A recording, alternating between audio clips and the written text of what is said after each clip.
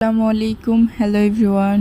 প্রত্যেকটা মানুষেরই উচিত বছরে একবার হলেও তার ফ্যামিলিকে সময় দেওয়া, ফ্যামিলিকে নিয়ে দূরে কোথাও ঘুরতে যাওয়া। এতে আপনারও মন ভালো থাকবে এবং ফ্যামিলি মেম্বারদেরও মন ভালো থাকবে। কিছুদিন যাবৎ আব্বুকে বলতেছি চলো দূরে কোথাও ঘুরতে যাই।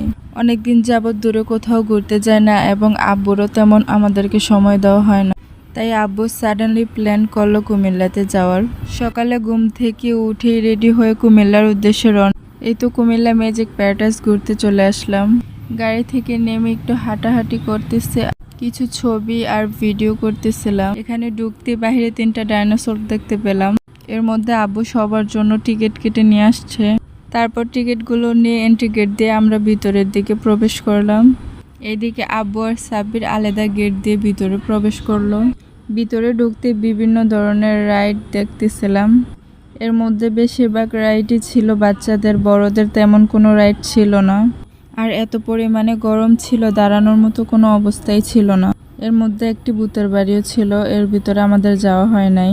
যেহেতু বেশিরভাগই রাইড ছিল বাচ্চাদের, তাই আমরা ঘুরে ঘুরে দেখতেছিলাম। যাওয়ার আগে মনে হয়েছিল অনেক সুন্দর, বাট যাওয়ার পরে একটু ভালো লাগে নাই।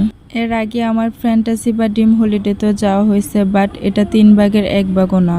গরমে খুব খারাপ লাগতেছিল, তাই সবাই আইসক্রিম খাচ্ছিলাম।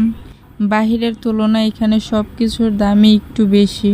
সবাই মিলে আইসক্রিম খাওয়া শেষ করে চলে গেলাম দ্য লস্ট ওয়ার্ল্ড, যেখানে ডাইনোসর ছিল।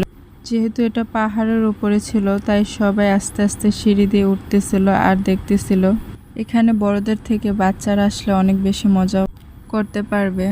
এই তো উপরে উঠতেছিলাম আর চারপাশে ডাইনোসরগুলো দেখতেছি। এখানে ছোট ছোট বাচ্চারা অনেক আনন্দ করতেছিল।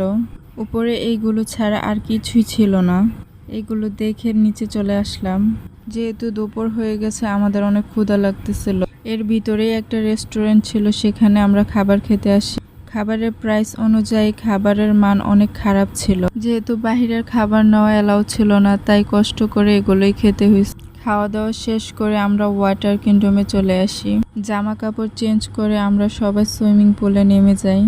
এখানে নামার পর বাড়ির সবাই অনেক মজা করি।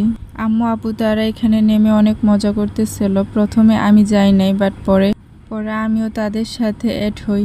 এখানে সবাই আমরা অনেক মজা করতেছিলাম, বাট আব্বু আর নামেনি। আব্বু উপর থেকে দেখতেছিল আমাদের। কিছুক্ষণ পর অনেক মানুষ হয়, অনেক মজা করে সবাই মিলে।